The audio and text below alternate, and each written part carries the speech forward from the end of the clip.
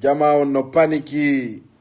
Je vais vous donner des informations, d'ailleurs des informations très importantes.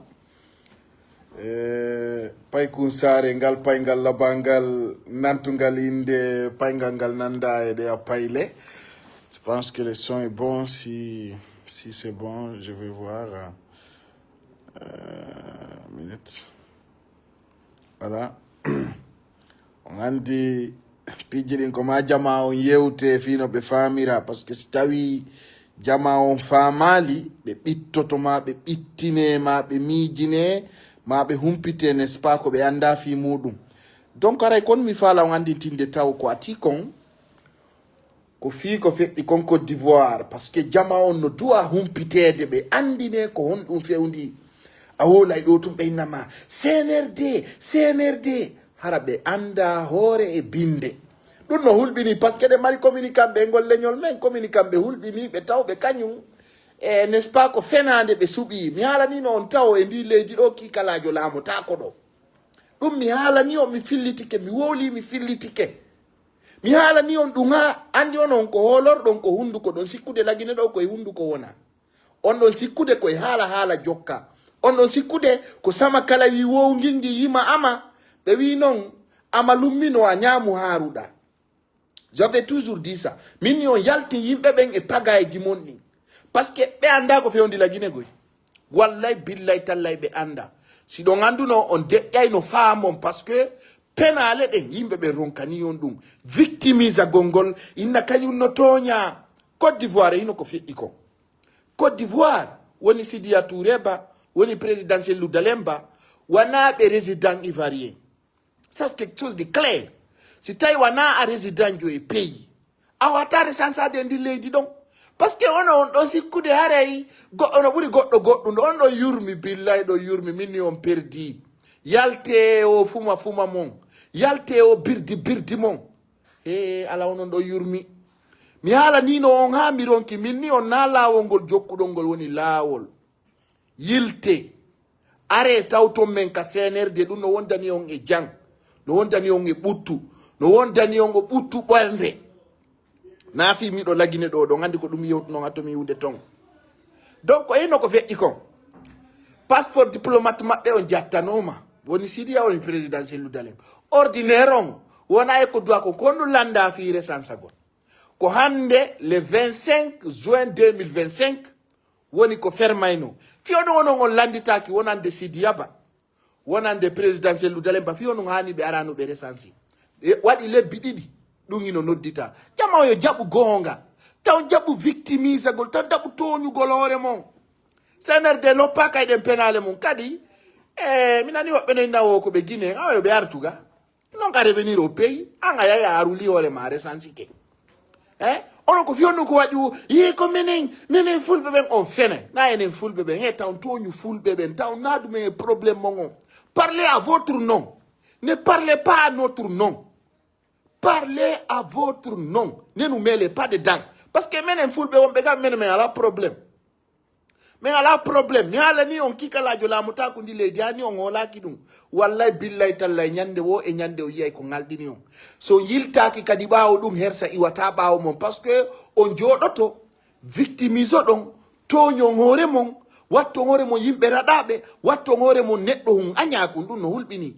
Kono mi bonni o goɗɗo wolna on gonga tun yalton e yennugol yalde on lutta e ɗum wallahi ko non fotu ɗon ko berɗum ɗon kadi luttoton tanke on yaltinali hoore mon e on idée tanke on yaltali e hoore on expérience daare tun hande daare ko woni kon feƴƴude daare ko feƴƴi kon Côte d'Ivoire mi ala ni on laamu koko teddinte laamu wana ko yawete laamu koko hittinte fi mum laamu wana e sama kala wallahi be tawta do élection c'est pas be prévenir ça parce que be wadali hay hunde e avantage ko tawtinta be élection e der leydi ndindo ono sikkude ko joda goldo ka réseau do ya nima dun na golle non de du wana politique no kono ɓiɗɗo pullo taw duwama famude wata o mayango politicien mara e mere warima mawɓe ɓen wona ɓe woni sabu ha mayɓe yo Allah on yaafo ɓe mayi e hoore fayre ɓe maayi e hoore fayere, ɓe maayi e hoore ninse, ɓe maayi e hoore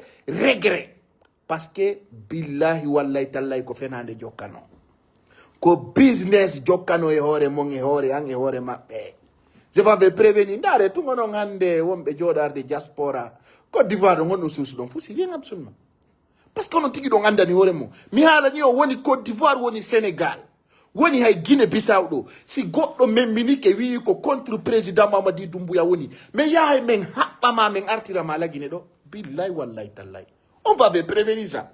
Mini woni Côte d'Ivoire, woni Sénégal, woni Guinée Bissau, woni Sierra Leone, woni Liberia. Sa feeti ɗo ha goɗɗo jawɗinima wi kañum ya waɗ ko on tigi waɗata, a feeta yara beere. On nani ko ministre Ousmane Sonko yewti kon ɗo. Sénégal si goɗɗo memminike ɗon e hoore pagay, mais yaha men nangama men addama men alfinama laamu ngu. On suma ya jittidiron. Si tawi Mamadi Doumbouya no ñawlima, ma ko onon ɗiɗo laamodi, ma a watta teddinde laamu makko ngo, on suma on feñja e waɗon gite ɗiɗi. Mi alan noon ko fenande jokkuɗon. Ah, mo resansaki o wonata candidat yo pays ɗo.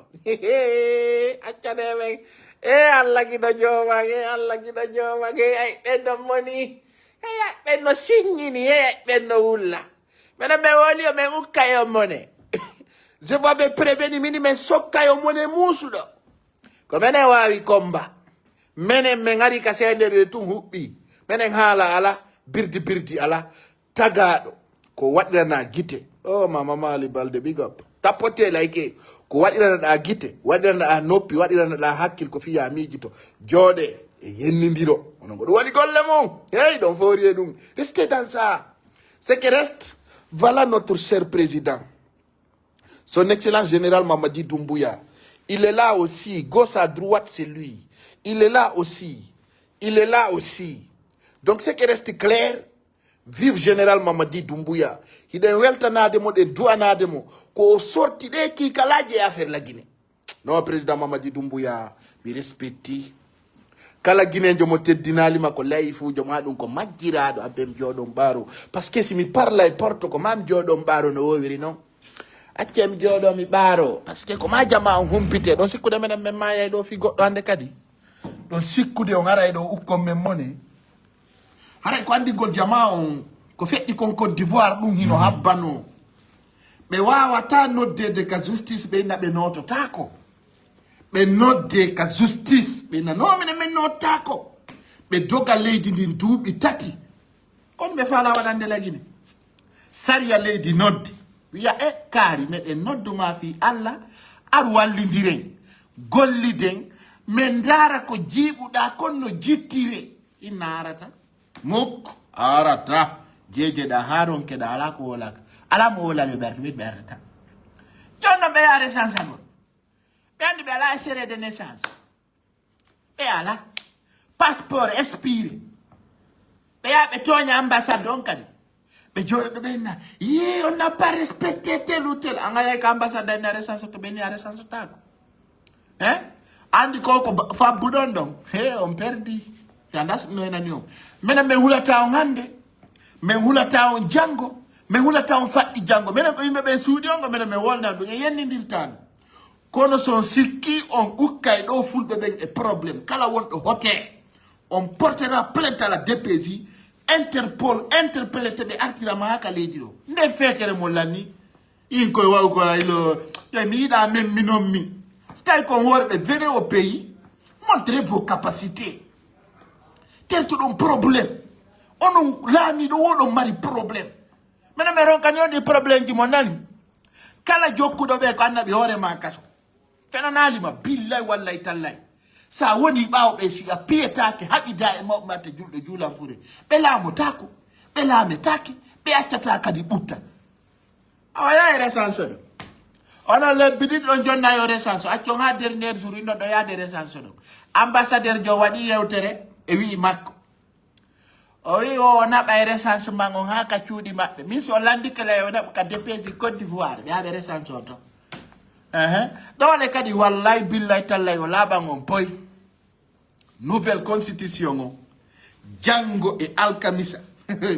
Ah bappa tapote on bousway jango le 26 juin 2025 ka palais Mohamed V nouvelle constitution on jonnete président Mamadi Doumbouya mo kala ndara yiya ko adna on habbi ko jangu mo kala yo connecto ndara nouvelle constitution on o yate o jonne Alaji Mamadi Doumbouya président de la république chef suprême de l'armée ko do woni nder to anon goddo ina feƴƴata min ni on wata libude ko darna goddo jodo Amérique ma France ma Canada e lappugol penale de ala valeur min ne yaltu e dum ala nafa tay fenindira hakkudeji men watta en daynidi watta en jodo fenanen hoore men enen kadi finen faamen yaaden e lambe ben anden ko faalade onon sukabe marbe duubiyan on ala e nafa hay e hunde dartagol président Mamadi Doumbouya taw aybi mo teddine mo ko lando keldudo moddudo min mi yimi do andi fenantaw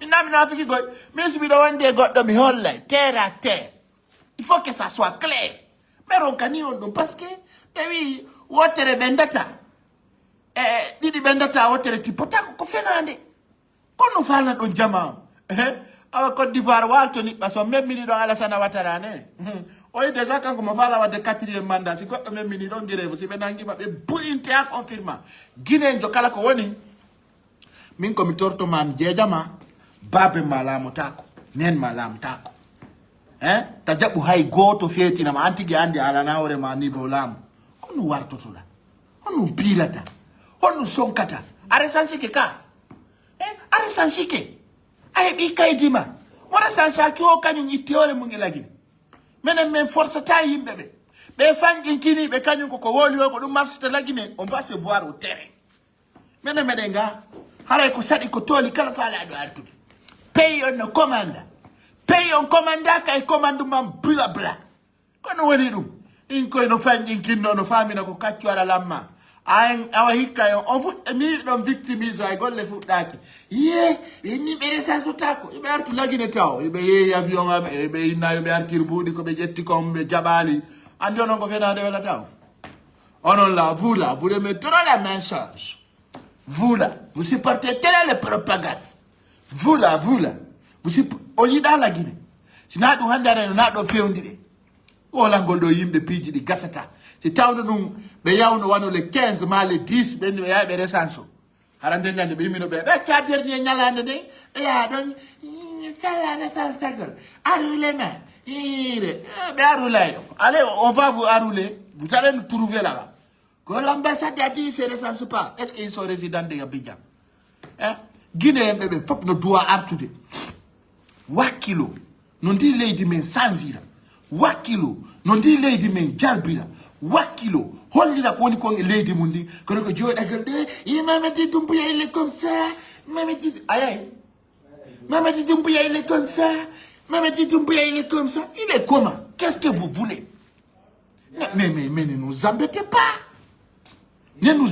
pas général Mamadi Doumbouya il n'est pas ethno il n'est pas raciste vous voulez mentir vous voulez faire la propagande l'avenir nous dira mi hala ni on mo mijani ke yimbe ben ko boni on tigi hebay ko boni mo mijani ke yimbe ben ko moƴƴi on tigi hettay ko moƴƴi kon woni dum o magara soso wi ala ala masalli ala senam dara sallim ara ko ati ko ene wona mo ne hay goto kon ta jama on fenidira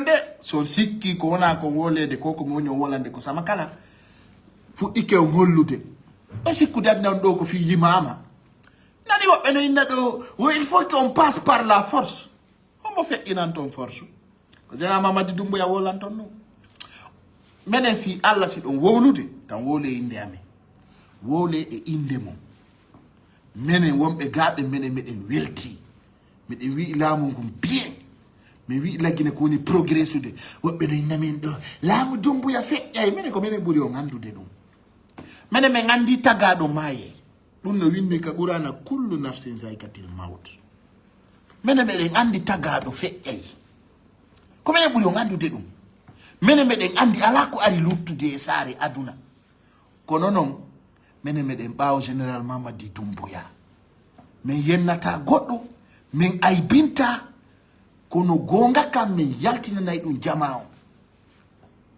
ko exista parti ji politique di wawa FNDC parce que be wona e hore gonga, be wona e hore nundal, be wona e hore potal, be wona e hore ko yimbe be dadata kon. Kambe be falaka arde be tawta Général Mamadi Doumbouya be wallito berko be wawi ko. Kono be wawi jodade wano Sénégal be andi don kadi be ala don torde de don lanni Sénégal don mo memmini don magui Interpol haɓete ha moƴƴa yoɗɗine avion kono hakkili Sénégal ko 45 minutes singal wirude moƴƴa so tawi ngal ala wirude moƴƴa ngal yara 1 heure de temps haɗa tippike kono hakkil ɗo après ara memmina guere ma o mais ronkani o affaire guere face mo jama ronki kine ɗo falaɗo recensade o ɗo lanni mi haalani on déjà c'est fini c'est terminé. Ministre d'administration territoire waɗi courwa ɗo kadi lanni international parce que jama o a wolanayi ɓe haaju maɓɓe ɓe jooɗo ɓe nama non na min inno noon yaltu recense ɗon min inni on yalte recense ɗon yalte recense ɗon accon ha ñalande nden hewta accon lanni wiyomo ɗon ɗo yaade recense ɗon ɓeyna ɓe fermi wiyon non ko fimon fermira pion no jaɓata gonga awa mi haalana on ɗo jama faalaɗo itti ɗo o yo wallen fi politique kala memminiɗo ɗo on tigi ɗanora e waliou ba sa ari noon dans les normes dans les principes dans la paix dans la sincérité pas de problème kono argol ɗo inna kañum yalte fere ɗon kaaje kala feri ɗo kaaje men bu'ina e boɓɓiri won tigi ɗum vrai ɗum c'est fini accangol ɗo yimɓe hocco cikko créana men probléme leydi no ɓutti hey kuran no woodi jama on no ɓuttini an ara ɗo hoccoɗa yimɓe ɗo falala a falala tu vas on va voir ça non vous pouvez plus mettre du fait dans ce pays là on vous pardonnera plus kono woni ɗum yimɓe ɓen on yiɗana yimɓe ɓen jang eɗen heɗodiri pays yo e ganda ko mbolami par la force on respecte le président Mamadi Doumbouya par la force parce que o neɗɗo il s'est sacrifié il s'est donné il s'est levé il dort pas il est toujours déterminé iɗo jooɗi ɗo minin yiɗaka minin ɓino añi men aware combat ton men. Trouvez-nous au terrain, vous approuvez ce que vous dites là. Trouvez-nous ici. Vous nous dites, voilà, ça ne marche pas, ça ne marche pas. Maintenant, on va vous déquiloter par A plus B. Des imbéciles comme ça. Que, aujourd'hui encore, ils ont fait ça. Restez à faire vos théories, hein. Restez là-bas. Mais comme il n'a pas kala wolo woyo artuga, et orene de orete dungal, lando ngala problème. Si da bonni na yo lando yafoma. Be yendu da foyo yafoma. Koye fayere artaka leydi ma waɗa golle ɗe wawɗaɗen par ce que ko ɓoyɗa ton a wonata ton mi toro gonon kadi ɗe sukaɓe ɓe ala golle wonɓe pirande fenande e commentaire ji ɗo terte yendidira ko goreɓe mon tu woni ɗo directeur woni police woni gendarme woni douane onon de fof no évolue ka leydi ka onon ɗo jooɗi ɗo yendidira ka réseaux sociaux ɗum ko wonugol dappa ko ɗum woni wuggol dutturi sa woni noon dutturi ha way wa Amadou Simba haray no yurmi tagaɗo duwaka wawde noon si tagaɗo woni dutturi ha way wa Tolaba kelɗa tagaɗo si woni dutturi ha way wa Ilole Jaspo haray kelɗa tagaɗo si way wa dutturi ha way wa Jani Alpha kelɗa e terte ɗum tagaɗo ko yo aru o nafa leydi makko ndin o wakkilo terto opposition kelɗa tagaɗo ta jaɓo wonugol petit quelqu'un dans la tête. Faut savoir aujourd'hui la famille t'attend une grande personnalité, il faut être grandeur. Encore expérience ma faut ko fenande diplôme écrive gol encore déstabilise gol tout c'est-à-dire votre poids de force c'est de la critique. C'est démagogie ça. Allons-y ensemble, on va accompagner les CNRD. Ils vont faire leur temps, ils vont quitter la Guinée sera en paix. Tous les anciens premiers ministres ne vont pas diriger ce pays.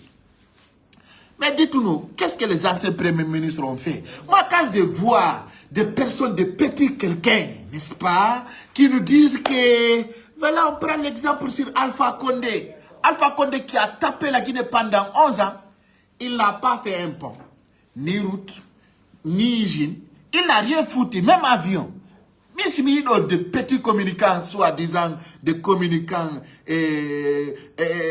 retoulés, hein, comment je vais le dire même, comment je vais disqualifier ces personnes-là, des petits scorpions, et je l'appellerais même des cafards, n'est-ce pas? Des cafards comme ça, là. Des communicants cafards qui nous parlent d'Alpha Condé. Alpha Condé n'a rien fait pour la Guinée. zéro travail. Allez voir, zéro travail. Alpha, allez-y, communicant. Et président Doumbouya n'a pas acheté avion, président Mamadi Doumbouya n'a pas fait ça, il n'a pas fait ça. Mais dis-moi, qu'est-ce qu'Alpha Condé a fait? Grâce à président Mamadi Doumbouya, Simando a démarré. Grâce à président Mamadi Doumbouya, aujourd'hui on a FAP Gaz. Grâce à général Mamadi Doumbouya, aujourd'hui on a l'aéroport de Beila. Grâce à président Mamadi Doumbouya, on a aujourd'hui les Fatoba. C'est-à-dire, il y en a plein à dire. Avec général Mamadi Doumbouya, on a plein de choses à vous faire découvrir. Vous êtes là à nous parler. Eh, Fulbe. On politique on en a marre de ça. Donc, kala suka marre de conscience. Noddumen arta. Metoda. Alpha Condé. O wadi do dubi sa poego. Na lawolo wadani na pong. Na ndia na putu bernde. Na jokere endang. Hay goto heɓali ɓiɗɗo lagine ɗo initiri Alpha Condé yo jama reno mo si ɗum feƴƴi koye kikala e opposant ɓeɗo fof ko wonɓe premier ministre ɗo fus ala ko ɓe ɓokkani en sina piiro e sendidiro e yennidiro e aybidiro opposition depuis ɓe ari toon ko ɓawo yara ko ɓe wonno ko gouvernement kadi ko noon ɓe waɗiri ɗum kadi yo jama reno ɓe haray président Mamadi Doumbouya alanɗo mo suti ɗon ɗo oɗo moyen ko militaire jo mo gudorunde laawi ɗi mo wadde ponji mo wadde usine ji mo wadde laawi ɗum ɗo fof yiɗo reeni ko ɗum ɗo ɓe faala en bonnande ɓe yiɗa lagine yara e jang ɓe yiɗa lagine wona dalla paix ɓe yiɗa lagine wona dalla sincérité ko argol tuginna ɗo kayiɗaw ko yinkoy no saafi sekko e mum no sabata donc minen son sabotiɓe o resansotako ɗo ɗo c'est clair o ñinni CNRD wata wadde hay fuy non faala resansade kadi e non c'est pas recensé ala no ngalata gi fa fe ɗum ko haaju mo menen ɓe monanaki on na en compare ɓe minen ko minen woni lamɓe monɓe si min décidi ko yo respect voilà kono woni fiyo fuu fala fuu yagal awa ara e Côte d'Ivoire ɓe arno recensagol tawi ɓe ala kaydi jibi nande passeport permis eni ɗo recense take ɓe wiwoɓe forcé ɓe recense o min débaransi machine on ɓe wi ɓe yaw ɓe darana ɓe guerre aray ɗum ko teddungal jama on ko noon feƴƴiri kadi aray ko yo ɓuttu dok mi yiɗa sonko wingi réseau on ko yo deeƴu komin faala yiwde ko simanɗo e président Mamadi Doumbouya ton haray kadi noon janggo ko ñalande ɓurande habbede e aduna o koko wiyete nouvelle constitution ko yetton hino windi par ce que koko nanton ɗo fof ko tarika ɗum ɗo fof yo waalo maaya ko janggo woni fi avenir lagine o ñalande ɓurande habbede leydi ndi kono woni janggo ko fi nouvelle constitution présenteteɗo on général Mamadi Doumbouya ka palais Mohamed 5 à partir de 15 heures yiyon ko janga ɗon kon e samedi ɗum weɓite ka palais du peuple ɗum weɓite e téléji e radio ji ambassadeur ɓe nodde oyayo nene min opposition on bonirama wa Amadou Simba wattere ɓen kollon ko laaɓi pay jangore ko ɗum won nder toon min faala ɗo yo mono e kala moni ɗo yo Allah hokkumo jang minen min monaki ko miɗo andi tun janggo haray no woodi ko wole lagine en e janggo e 20 heures haray e jama no weltana kala marɗo ko ñamo yo ñamu ha hara ta jama on jaɓu welede miɗo faala wolande ko mi lagine kon ta goto jombu jiyo wonɗo lagine ɗo e TikTok ma e Facebook a yiyay ɗo goɗɗo anditata a yiyay ɗo goɗɗo wiya ko mbeel tere ben ko loku a yiyay ɗo goɗɗo ndara ha wiya ko kaari ni tenƴina tawa ko kaari awa filtiron no bonnande jama tamo jomba e foto tamo jomba e TikTok tamo jomba e Facebook ɓuyna ɗo ko yummirawo e ronku koye gerdama ha jouer championnat ji buy aray ko renagol bon ce que je veux dire ici chers compatriotes aray koye jamma wakkilo fota wona déterminé andi toon hande e ko fewndi ka leydi men ga ko fi présentogol nouvelle constitution e mo Dansa Kourma o windanen docteur Dansa Kourma ɗum hewtine président de la république son excellence général Mamadi Doumbouya ɗon halla wadde direct mi yiɗa yalawi hombo jonata goɗɗo mbuɗi o sooda guerto hande ñamitake ha nouvelle constitution o yalta fini ça kerna joni ñamuɗo restaurant chinois ronkuɗo ka onon ɗo onon ɗo ñamay o ñamuno ñirndi fof mi wowlay kay tami wowla ala onon to ñamiɗo glacére wal maaro onon ɗi gardijo ñamay de bon les gars aray ko ɗum fa no andi tinde nani miɗo mari ɗo ñamoɓe maaro ñamay fetere nyama hana fiki sintira nyama na people nyama na ono ne batawa wanora kankali ko jikku gerto yogida nyama nyalla ngal fo ko gerto no fal ba gerto jaden kipe aya do sere kunda ba ele ga au revoir ko fal non tu ngandi tegol ko fendi ko wassalam